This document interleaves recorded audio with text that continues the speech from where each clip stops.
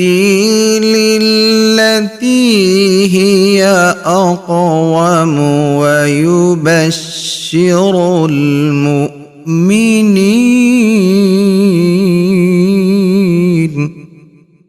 ويبشر المؤمنين الذين يعملون الصالحات أن لهم أجرا كبيرا. السلام علیکم ورحمۃ اللہ وبرکاتہ. ان الحمد للہ نحمده ونستعینه ونستغفره ونعوذ باللہ من شرور انفسنا ومن سیئات اعمالنا من يهده الله فلا مضل له ومن يضلل فلا هادي له واشهد ان لا اله الا الله وحده لا شريك له واشهد ان محمدا عبده ورسوله.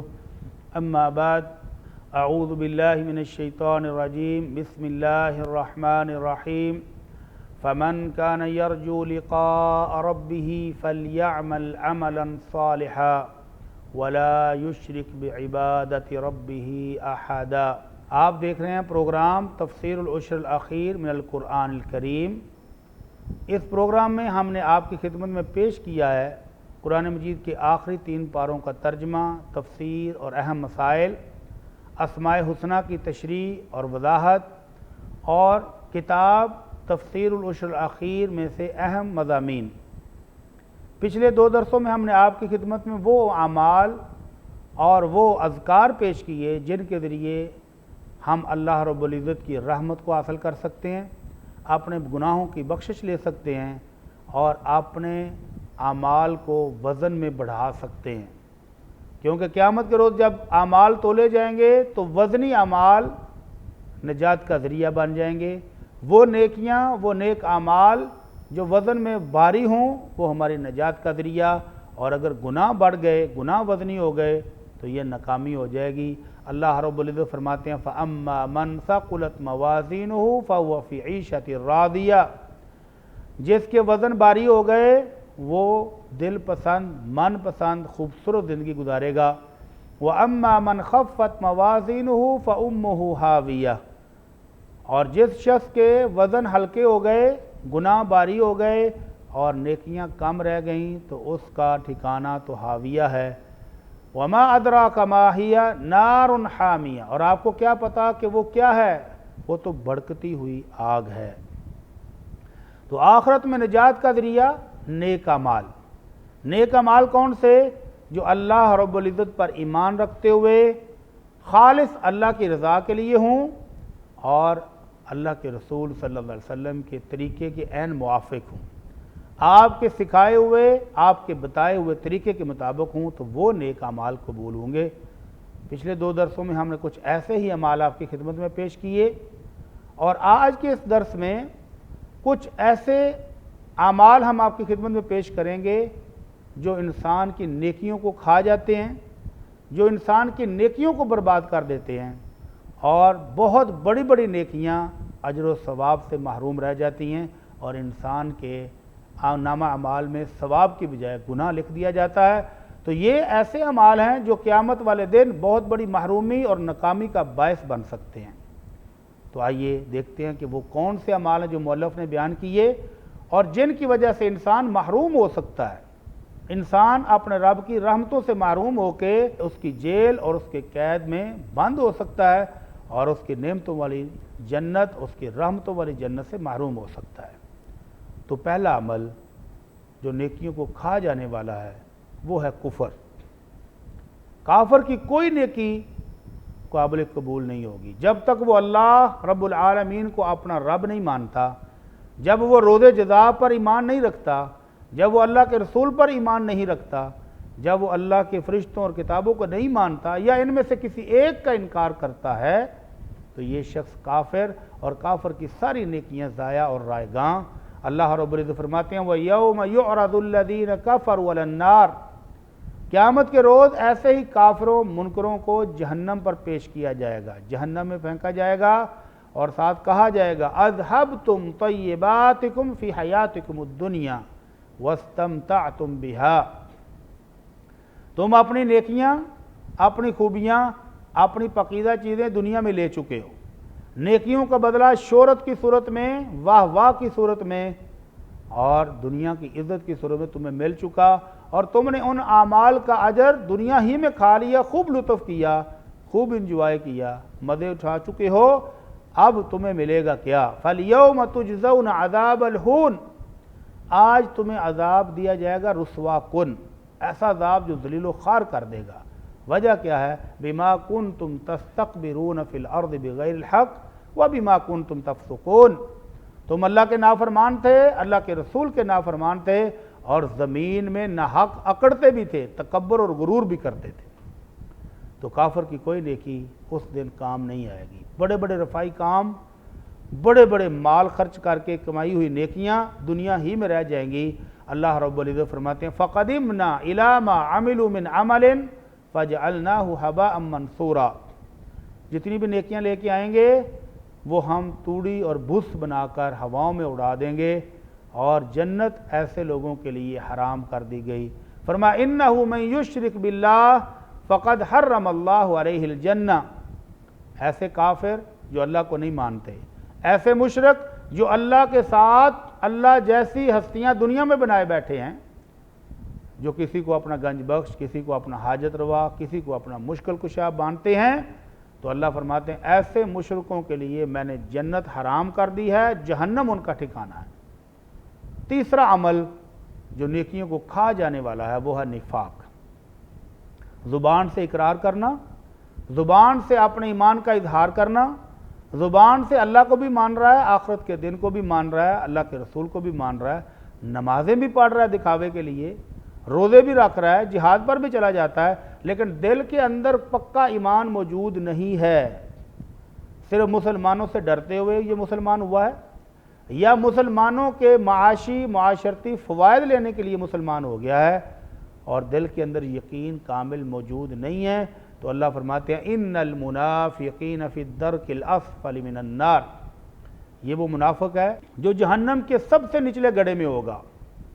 تو یہ تین بڑے بڑے عمل، کفر، شرک اور نفاق، یہ نیکیوں کو کھا جانے والے، برباد کر دینے والے عمل ہیں۔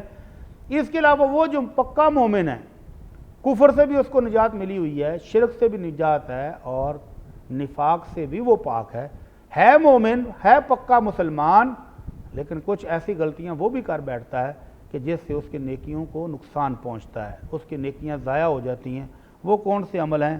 ان میں سے ایک ہے تکبر۔ اللہ رب العزت کی شان، یہ اس کا مقام ہے، تکبر اس کی ذات کے لائق ہے، جو اس کو جچتا ہے، اس کے علاوہ کسی کو تکبر کرنا جائز نہیں ہے۔ اللہ رب العزت فرماتے ہیں الکبر ردائی والعظمت ازاری، تکبر یہ میری چادر ہے، عظمت یہ میری شان ہے، جس شخص نے میری عزت اور میری شان اور میرے لائق تکبر کو چھیڑا، اس کو پکڑنے کی کوشش کی، تو پھر میں بھی اس کو جہنم رسید کر دوں گا۔ تو اللہ رب العزت کو جچتا ہے تکبر، اور یہ انسان جو کمزور ہے، جو ناتواں ہے، جو اللہ کی رحمتوں کا فقیر ہے، جو اللہ کے در کا حاجت مند ہے، اس کو تکبر جچتا نہیں ہے۔ اور اگر یہ تکبر کرے تو اللہ کے رسول صلی اللہ علیہ وسلم فرماتے ہیں بینما رجل یمشی یتبختر، اس دوران کہ ایک شخص اکڑ اکڑ کے چل رہا تھا، کس وجہ سے؟ کہ اللہ نے دولت بڑی دی ہوئی ہے، حسن و جمال بڑا دیا ہوا ہے، سر میں کنگھی کر کے، تیل لگا کے، خوبصورت جوڑا پہن کے اکڑ اکڑ کے چل رہا تھا، تو اللہ رب العزت کو غصہ آ گیا، اللہ رب العزت ناراض ہو گئے، تو اللہ نے اس متکبر شخص کو زمین میں دنسا دیا، وَهُوَ يَتَجَلْجَلُ فِي الْأَرْضِ إِلَى يَوْمِ الْقِيَامَةِ، تو وہ قیامت تک بطور سزا زمین کے اندر ہی دنستا چلا جائے گا۔ صحابی رسول نے پوچھا اللہ کے رسول، ہم میں سے ہر شخص پسند کرتا ہے کہ اس کے کپڑے خوبصورت ہوں، اس کے جوتے خوبصورت ہوں، تو کیا یہ بھی تکبر ہے؟ آپ نے فرمایا نہیں، ان اللہ جمیل ویحب الجمال، وہ اللہ تو خود بہت خوبصورت ہے، وہ خوبصورتی کو پسند کرنے والا ہے، لیکن الکبر بطر الحق وغمت الناس، لیکن تکبر یہ ہے کہ حق بات کو ٹھکرا دے اور لوگوں کو حقیر سمجھے۔ دوسروں کو حقیر سمجھنا اور حق بات کو ٹھکرا دینا، تسلیم نہ کرنا، نہ ماننا، اصل میں تکبر یہ ہے۔ اللہ رب العزت ہمیں اس برائی سے محفوظ فرمائے۔ یہ اتنی بڑی برائی ہے کہ اللہ کے رسول صلی اللہ علیہ وسلم فرماتے ہیں من کان فی قلبہ مثقال ذرۃ من کبر، جس شخص کے دل میں ذرے کے برابر بھی تکبر ہوا وہ بھی جہنم رسید ہو جائے گا، وہ بھی اللہ کی جنت سے محروم ہو جائے گا۔ حالانکہ دوسری طرف بشارت یہ تھی کہ من کان فی قلبہ مثقال ذرۃ من الایمان، جس کے دل میں ایک ذرے کے برابر ایمان ہوا، قیامت والے دن اللہ رب العزت جہنم میں جانے کے باوجود فرمائیں گے اخرجو من کان فی قلبہ مثقال ذرۃ، یا فرمایا مثقال حبۃ من خردل من الایمان، جس کے دل میں رائی کے دانے کے برابر یا ذرے کے برابر بھی ایمان ہے، جہنم سے اس کو بھی نکال لاؤ۔ اگر گناہوں کے جرم، گناہوں کی سزا کی وجہ سے جہنم میں چلا بھی گیا تو سزا کاٹنے کے بعد ایمان کی وجہ سے وہ نکل آئے گا، لیکن یہ تکبر وہ بیماری ہے کہ یہ جہنم میں پہنچانے کا ذریعہ بن جاتا ہے۔ اللہ رب العزت ہم سب کو محفوظ فرمائے۔ پانچواں عمل، پانچویں برائی، پانچواں کبیرہ گناہ جس کی وجہ سے نیکیاں ضائع ہو جاتی ہیں، وہ ہے حسد۔ قابل احترام ناظرین، ہر وہ گناہ جس پر اللہ رب العزت نے شدید وعید سنائی ہو، ہر وہ گناہ جس پر جہنم کی دھمکی دی گئی ہو، ہر وہ گناہ جس پر دنیا میں حد لگتی ہو، سزا ملتی ہو، شریعت نے اس کی حد قائم کی ہو، تو اس کو کبیرہ گناہ کہتے ہیں، اور یہ بغیر توبہ کے معاف نہیں ہوتا۔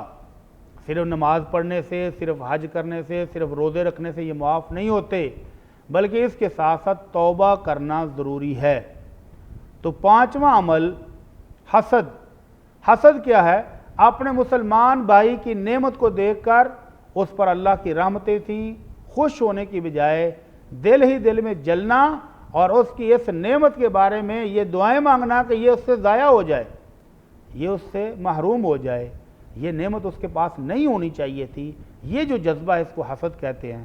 اور اللہ کے رسول صلی اللہ علیہ وسلم فرمایا لا تحاسدوا، مومنو آپس میں حسد نہیں کرو، ولا تباغضوا، آپس میں نفرتیں بھی نہ کرو، ولا تقاطعوا، اور ایک دوسرے کے ساتھ بائیکاٹ بھی نہ کرو، وَقُونُوا عِبَادَ اللَّهِ اِخْوَانًا، اور اللہ کے بندو بھائی بھائی بن کے رہو۔ لیکن جب دولت آ جائے، جب اللہ کی رحمتیں اور نعمتیں آ جائیں تو انسانوں کے اندر حسد پیدا ہو جاتا ہے۔ اللہ کے رسول صلی اللہ علیہ وسلم نے اپنے صحابہ کرام سے پوچھا کہ جب روم اور فارس جیسی سپر پاور فتح ہو جائیں گی اور اللہ تمہیں ان کے خزانے دے دے گا، دولت سے تم مالا مال ہو جاؤ گے، فَأَيَّ قَوْمٍ أَنْتُمْ، اس روز تم کیسے لوگ ہوگے؟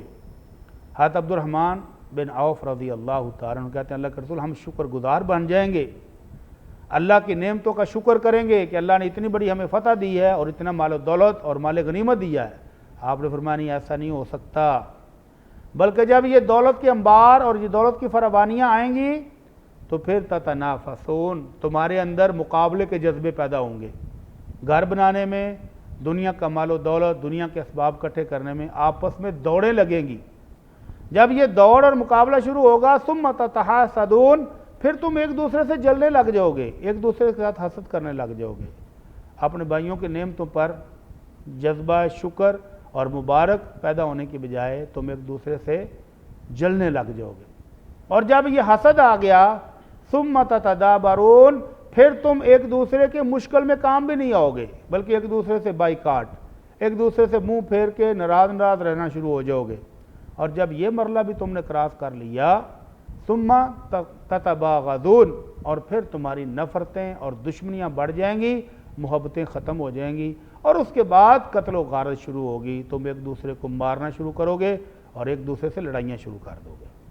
تو یہ حسد، اللہ کے رسول صلی اللہ علیہ وسلم نے درخت کی ٹہنی پکڑی اور اس کو ہلایا، پتے جھڑ گئے، فرمایا اس طرح سے نیکیوں کو کھا جاتا ہے جس طرح یہ پتے جھڑ گئے ہیں۔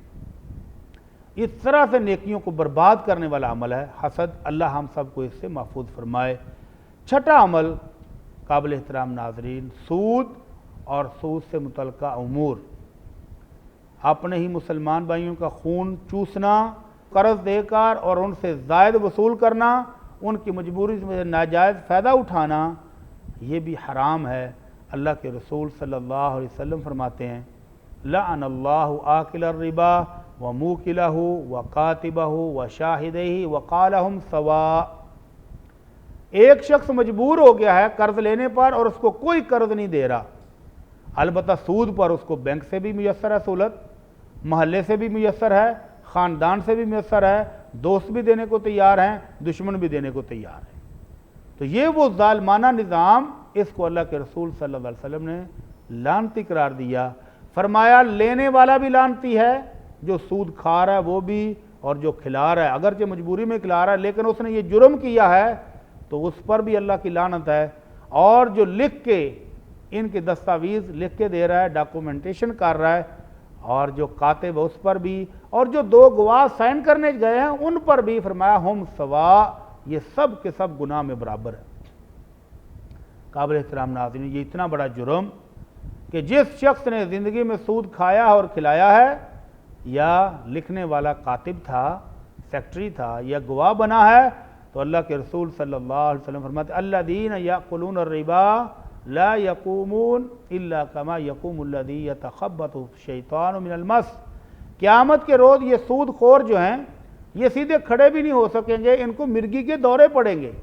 جس طرح دنیا میں کسی کو جن چمٹا ہو تو اس کو مرگی کے دورے پڑتے ہیں، تو یہ سیدھے کھڑے نہیں ہو سکیں گے، ان کو مرگی کے دورے پڑ رہے ہوں گے۔ وجہ کیا ہے؟ سود خوری۔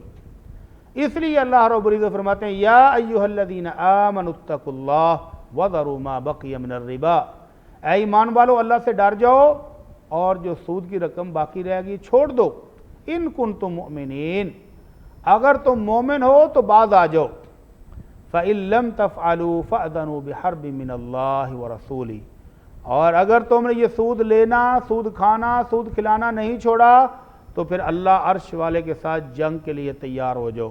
قابل احترام ناظرین، جس قوم نے اللہ سے جنگ لڑی وہ ہاری، جس نے بھی اپنی معیشت میں، معاشرت میں سود کو جگہ دی وہ تباہ و برباد ہوئے، کھوکھلے ہو گئے، مٹ گئے، کیونکہ اللہ رب العزت کا یہ قانون ہے کہ اللہ یمحق اللہ الربا ویربی الصدقات، اللہ سود کو مٹا دیتا ہے، خواہ وہ مقدار میں کتنا ہی زیادہ کیوں نہ نظر آ رہا ہو، اس میں برکت نہیں ہے، اور اللہ صدقہ خیرات میں برکت رکھتا ہے۔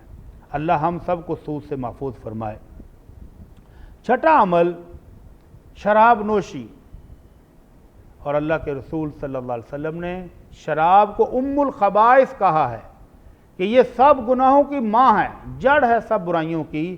جو شخص شراب پیتا ہے وہ قتل و غارت بھی کرتا ہے، جو شخص شراب پیتا ہے وہ والدین کا نافرمان بھی بن جاتا ہے، جو شخص شراب پیتا ہے وہ بدکاری بھی کر جاتا ہے، تو کوئی گناہ پھر اس کے لیے مشکل نہیں رہ جاتا۔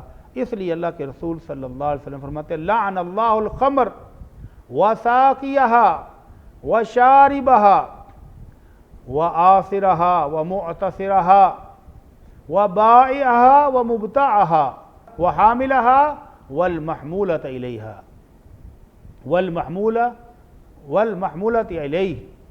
اللہ رب العزت نے لعنت کی ہے شراب نوشی پر بھی، شراب پلانے والے پر بھی، شراب پینے والے پر بھی، شراب خریدنے والے پر بھی، بیچنے والے پر بھی، شراب بنانے والے پر بھی، اور جو آرڈر دے رہا ہے اس پر بھی، جو سپلائی کر رہا ہے اس پر بھی، اور جو سپلائی مانگ رہا ہے اس پر بھی۔ کل 8 لوگ اور 9ویں یہ شراب، سب پر اللہ کے رسول صلی اللہ علیہ وسلم نے لعنت کی ہے۔ اللہ سے دعا ہے کہ اللہ ہمارے معاشرے کو ان لعنتی امور سے بچنے کی توفیق عطا فرمائے۔ 7واں عمل جو بہت زیادہ پھیل گیا ہے وہ ہے بلا وجہ، بلا ضرورت تصویر کشی۔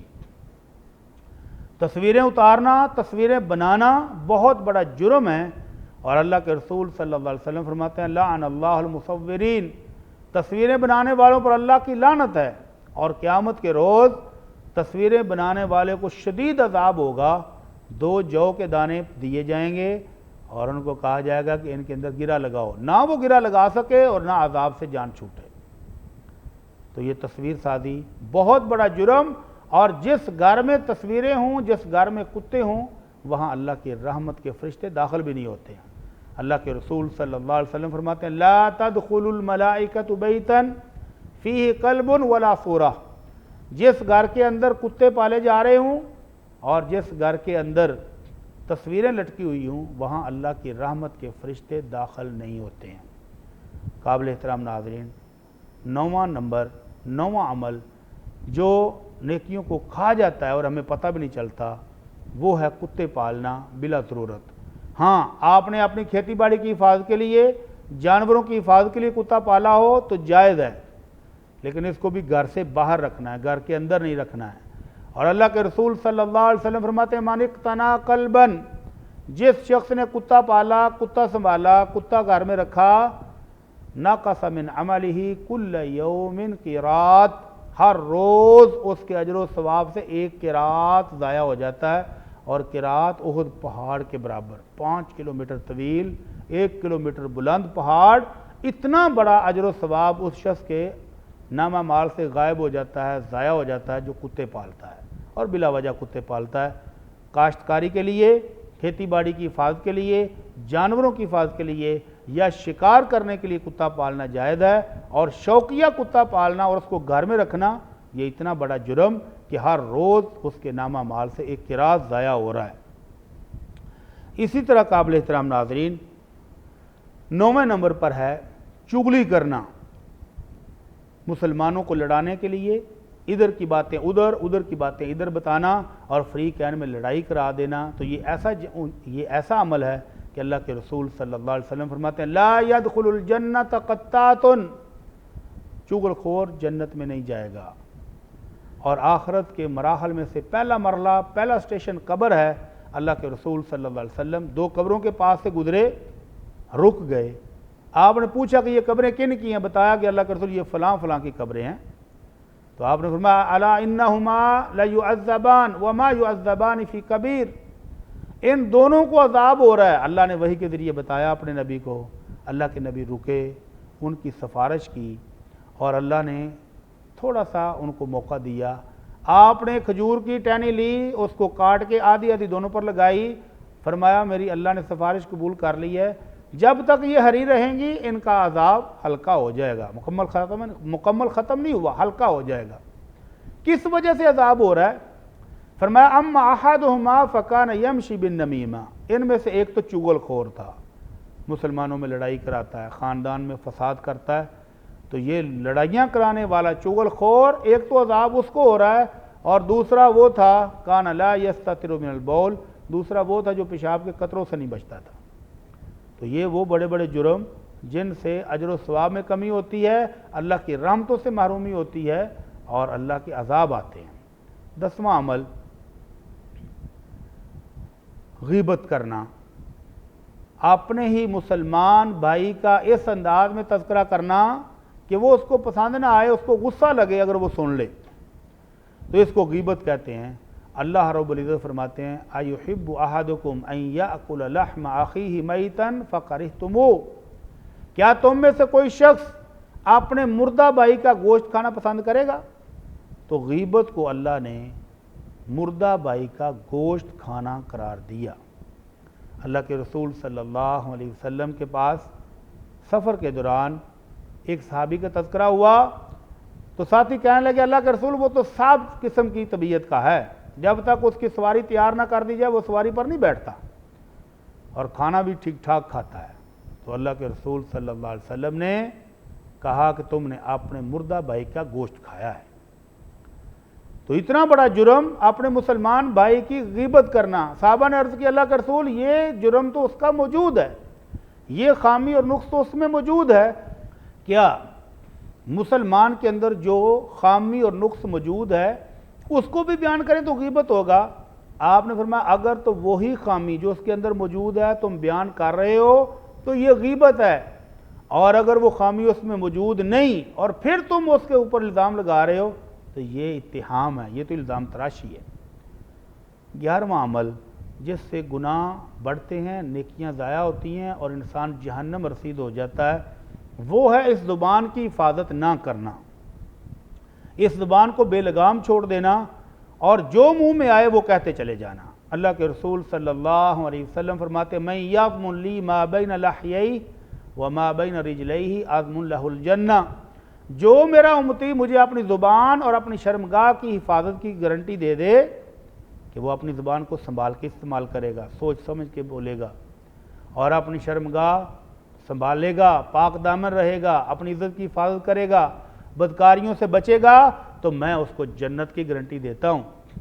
اور جس نے زبان کی بریکیں کھلی چھوڑ دیں، کوئی لگام نہیں ہے، کوئی بریک نہیں ہے، جہاں چاہے جب چاہے جو چاہے بولتی جالتی ہے، تو اللہ کے رسول صلی اللہ علیہ وسلم فرماتے ہیں ان العبد لیتکلم بکلمہ لا یلقی لہا بالا، بعض دفعہ بندہ زبان سے ایک بات کرتا ہے اور دل میں سوچتا بھی نہیں کہ میں نے کیا کہہ دیا، بغیر سوچے سمجھے ایسی بات کر جاتا ہے، یہوی بہا فی النار ابعد ما بین المشرق والمغرب، وہ جہنم میں اتنا نیچے گر جاتا ہے جتنا مشرق اور مغرب کے درمیان کا فاصلہ ہے۔ ایک بات کی ہے بغیر سوچے سمجھے، اللہ ناراض ہو گیا اور جہنم میں اتنا دور بندہ چلا گیا۔ وَإِنَّ الْعَبْدَ لَيَتَقَلَّمُ بِكَلِمَةٍ مِّن رِضْوَانِ اللَّهِ، اور کبھی ایسا بھی ہوتا ہے کہ اس زبان سے اللہ کو راضی کرنے والا وہ کلمہ نکالتا ہے تو اس کے ساتھ اس کے جنت میں درجے بلند ہو جاتے ہیں۔ تو اس زبان کو بڑا سنبھال کے، بڑے غور و فکر کے ساتھ سوچ سمجھ کے بولنا چاہیے، اچھی بات بولنی چاہیے۔ اللہ کے رسول صلی اللہ علیہ وسلم فرماتے ہیں من کان یؤمن باللہ والیوم الآخر فلیقل خیرا او لیصمت، جو بندہ اللہ پر ایمان رکھتا ہے، آخرت کے دن پر ایمان رکھتا ہے، وہ اچھی بات کرے یا پھر خاموش رہ جائے۔ قابل احترام ناظرین، یہ تھے وہ کچھ جرائم، یہ تھے وہ کچھ کبیرہ گناہ، یہ تھے وہ کچھ اعمال جن کے ذریعے سے انسان اللہ کی رحمتوں سے محروم ہو جاتا ہے، نیکیاں برباد ہو جاتی ہیں، قبر اور جہنم کا عذاب اس کا مقدر بن جاتا ہے، اور جنت اور اس کی نعمتیں ان سے وہ محروم ہو جاتا ہے۔ اللہ سے دعا ہے کہ اللہ ہمیں ان جرائم سے بچنے کی توفیق عطا فرمائے، اور ایسے اعمال جو اللہ کی جنت کے قریب کر دیں، اس کی رحمتوں کا وارث بنا دیں، وہ کرنے کی توفیق عطا فرمائے۔ وما علینا الا البلاغ المبین۔ إن هذا القرآن يهدي للتي هي أقوم ويبشر المؤمنين